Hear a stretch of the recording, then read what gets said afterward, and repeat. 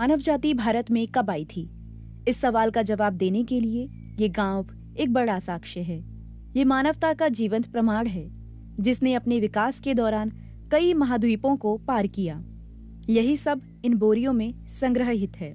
जो आप देख रहे हैं वो सच है, हैरान ना हो। ये ज्वालापुरम गांव है। ये आंध्र प्रदेश के नंदियाल जिले में स्थित है।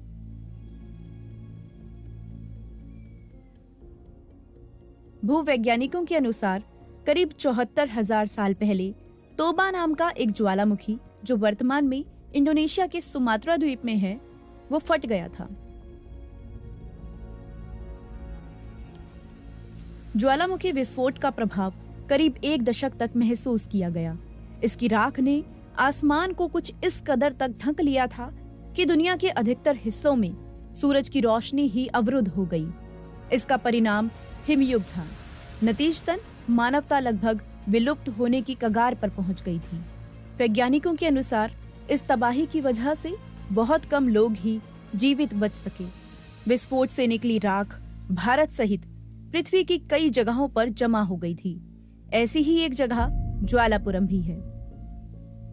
वैज्ञानिकों ने जब इस जगह की खुदाई की तो उन्हें लावे और राख की परतों के नीचे और ऊपर मनुष्यों के द्वारा इस्तेमाल किए गए पत्थर के औजारों के निशान मिले। तब तक वैज्ञानिकों का अनुमान था कि इंसान करीब 60,000 साल पहले अफ्रीका से भारत आए थे। हालांकि बाद में उसी अनुमान को चुनौती मिली। ज्वालापुरम में खुदाई के बाद पता चला कि वैज्ञानिकों के 60,000 साल वाले अनुमान के विपरीत इस क्षेत्र में मानवता 74,000 साल पहले आई थी। एक तरह से ज्वालापुरम पुरातात्विक स्थल ने भारत के पाषाण युग यानी स्टोन एज के इतिहास से जुड़ी जानकारी को ही बदल दिया।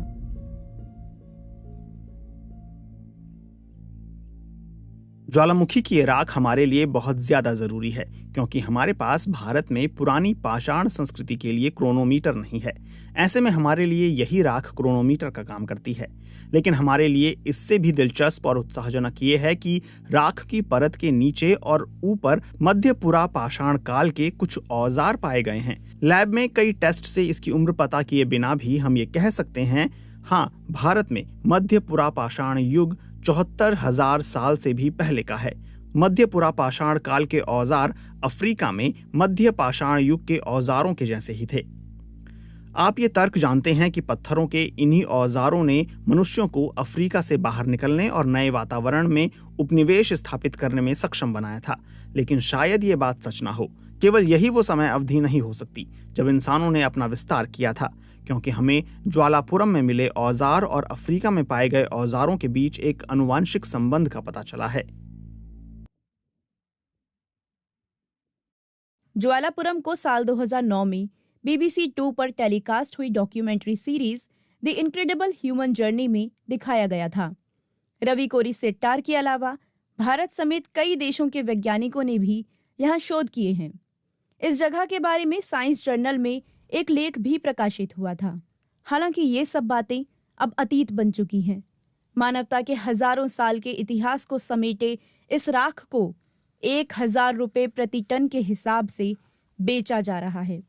क्योंकि ये जमीन निजी पट्टे वाली है, इसलिए ये सब हो रहा है।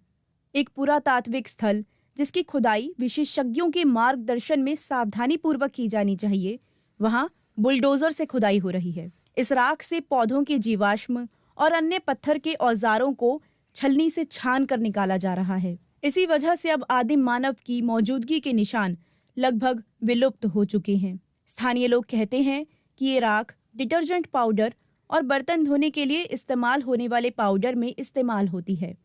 हालांकि BBC इस बात की पुष्टि नहीं कर सकता कि राख का इस्तेमाल किस काम के लिए किया जाता है।